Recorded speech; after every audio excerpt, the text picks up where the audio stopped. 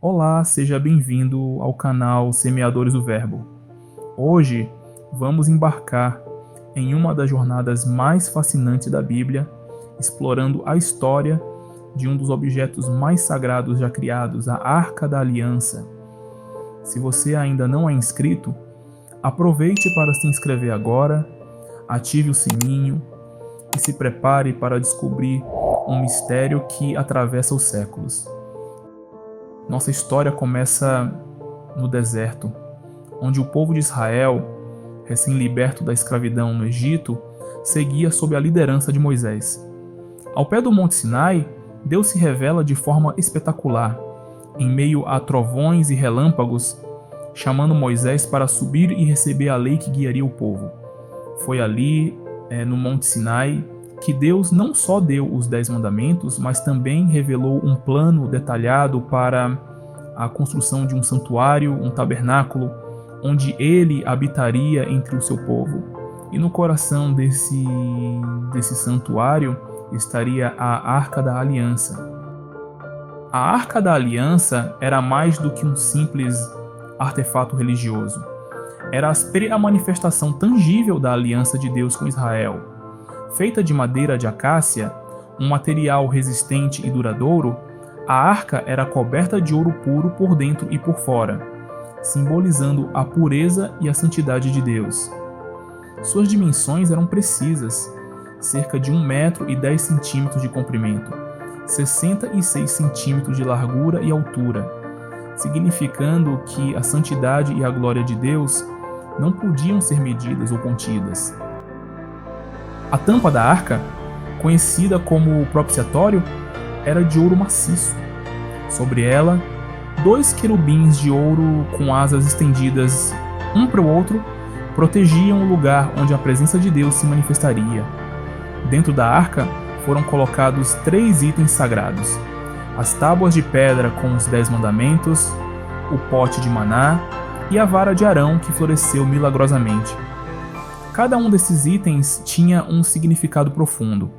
Os mandamentos eram a lei moral de Deus, o maná, o pão do céu que sustentou Israel no deserto, e a vara de Arão, um símbolo da liderança e do sacerdócio escolhido por Deus.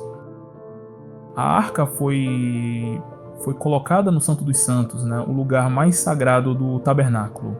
Apenas o sumo sacerdote, uma vez por ano, no dia da expiação, podia entrar e se aproximar da arca, oferecendo sacrifícios pelo perdão dos pecados de todo este povo. Quando o sumo sacerdote entrava, ele fazia isso com extremo cuidado e reverência, sabendo que estava na presença imediata do Deus Altíssimo.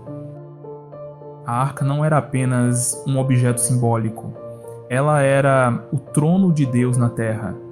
Entre os querubins, sobre a tampa da arca, Deus se manifestava em uma nuvem, conhecida como a Shekinah, a glória visível de Deus. Era dessa nuvem que Deus falava com Moisés, dando-lhe instruções e orientações para o povo de Israel.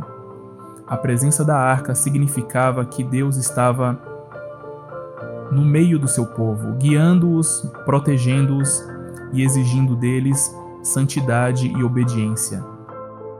No dia da expiação, o sumo sacerdote entrava no Santo dos Santos com um incensário que enchia o ambiente com uma nuvem de fumaça. Essa fumaça representava as orações e intercessões do povo diante de Deus, mas também servia para velar a glória de Deus, protegendo o sacerdote de olhar diretamente para a presença divina e ser consumido por ela. Depois de aspergir o sangue do sacrifício sobre o propiciatório, o sacerdote saía e o povo sabia que Deus havia aceitado a expiação pelos seus pecados por mais um ano. A Arca da Aliança não era apenas um símbolo de santidade, mas também de poder. Em várias ocasiões, a arca foi levada para o campo de batalha à frente do exército de Israel. Os israelitas acreditavam que a presença de Deus, simbolizada pela arca, garantiria a vitória sobre seus inimigos. E assim aconteceu em muitas batalhas, como na tomada de Jericó. A arca foi carregada pelos sacerdotes ao redor das muralhas da cidade durante 7 dias. No 7º dia, após o toque das trombetas e o grito do povo, as muralhas de Jericó caíram, entregando a cidade nas mãos de Israel. A arca simbolizava a presença e o poder de Deus, que lutava por seu povo e cumpria suas promessas. No entanto, com o tempo, o povo de Israel começou a ver a arca não apenas como um símbolo da presença de Deus, mas como um amuleto de sorte, esquecendo-se de que a verdadeira vitória vinha da obediência e da aliança com Deus. Em uma batalha contra os filisteus, os israelitas, desesperados por uma vitória, levaram a arca ao campo de batalha, mas foram tragicamente derrotados. Pior ainda, a arca foi capturada pelos filisteus, deixando Israel devastado e sem o símbolo de sua aliança com Deus. A captura da arca foi um momento de luto e desespero em Israel. Quando Eli, o sumo sacerdote, ouviu que a arca havia sido levada, caiu de sua cadeira e morreu de tristeza. A perda da arca não era apenas uma derrota militar, era um sinal de que a presença de Deus havia se afastado do povo, que havia se desviado de seus caminhos.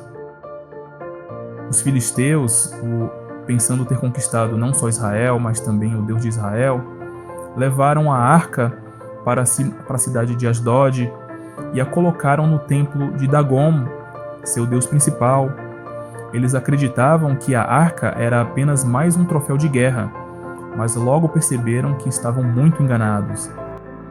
Na manhã seguinte à colocação da arca no templo de Dagom, os filisteus encontraram a estátua de seu deus, caída de rosto em terra, diante da arca do Senhor. Surpresos, eles ergueram a estátua, mas no dia seguinte, Dagom estava novamente prostrado, desta vez com a cabeça e as mãos quebradas. A mensagem era clara: o Deus de Israel não compartilha sua glória com nenhum outro. Mas os sinais não pararam por aí. Onde quer que a arca fosse levada, o povo daquela cidade era atingido por pragas terríveis, como tumores e ratos que infestavam suas terras. O medo e o pânico tomaram conta dos filisteus, que perceberam que a presença da arca entre eles não era uma bênção, mas um juízo. Desesperados, os líderes filisteus decidiram que a única solução era devolver a arca ao seu lugar de origem. Temendo a ira do Deus de Israel, os filisteus colocaram a arca em uma carroça nova, puxada por 2 vacas que nunca haviam sido atreladas a um jugo. Junto com a arca, eles enviaram oferendas de ouro em forma de tumores e ratos, como um pedido de perdão ao Deus de Israel.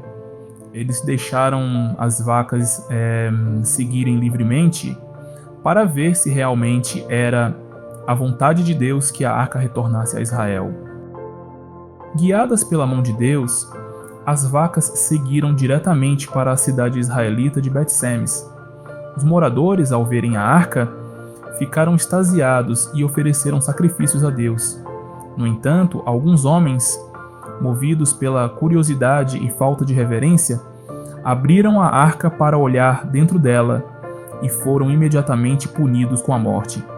A santidade da arca exigia respeito absoluto. Após este evento, a arca foi levada para a casa de Abinadab, em Kiriat Jearim, onde permaneceu por 20 anos. Durante esse tempo, Israel lamentou e buscou a Deus, reconhecendo a necessidade de voltar-se para ele de todo o coração. Anos se passaram e Israel se tornou uma nação unida sob o reinado de Davi. Desejando estabelecer Jerusalém como o centro espiritual e político de Israel, Davi decidiu trazer a Arca da Aliança para a nova capital. Este evento seria marcado por grande celebração, mas também por um profundo senso de reverência. Na primeira tentativa de trazer a arca, Davi e o povo de Israel a colocaram em uma carroça, mas durante o trajeto, os bois que a carregavam tropeçaram. Uzá, um dos homens responsáveis pela carroça, estendeu a mão para segurar a arca, mas ao tocá-la, foi fulminado por Deus. Esse incidente mostrou a todos que, Embora Davi tivesse boas intenções, era necessário seguir as instruções de Deus com exatidão e reverência. Após esse incidente, a arca foi temporariamente deixada na casa de Obed-edom, onde trouxe bênçãos para toda a família. Davi, então, entendeu a necessidade de seguir os mandamentos de Deus e, com preparação e reverência, organizou uma nova tentativa de transportar a arca. Desta vez, os levitas, que eram os responsáveis designados por Deus, carregaram a arca em seus ombros, usando varas de ouro. Enquanto a arca entrava em Jerusalém, Davi dançou com todas as suas forças diante do Senhor, em um ato de pura adoração. A alegria foi tanta que toda a cidade de Jerusalém celebrou o retorno da arca, que foi colocada em uma tenda especialmente preparada por Davi. Após a chegada da arca, Davi abençoou o povo e distribuiu alimentos, simbolizando a comunhão entre Deus e o seu povo. Anos depois, a arca foi colocada no Templo de Salomão, onde permaneceu no Santo dos Santos, um lugar de reverência e santidade. Mas com o tempo, o templo foi destruído e a arca desapareceu da história, tornando-se um dos maiores mistérios até os dias de hoje.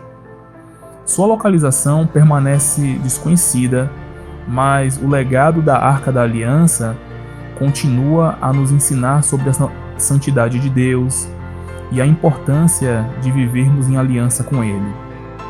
A arca pode ter desaparecido, mas o que ela simbolizava nunca se perdeu. Hoje, somos chamados a ser o templo de Deus, carregando sua presença em nossas vidas, que possamos viver com a mesma reverência e obediência que a arca exigia, sabendo que a presença de Deus está conosco, guiando-nos e protegendo-nos. Se você gostou dessa história e quer continuar acompanhando mais relatos bíblicos, não se esqueça de deixar o seu like, compartilhar com seus amigos e se inscrever no canal. Seu apoio é fundamental para que possamos continuar trazendo essas mensagens poderosas para você. Muito obrigado por nos acompanhar e até a próxima história, onde continuaremos explorando as riquezas da Bíblia.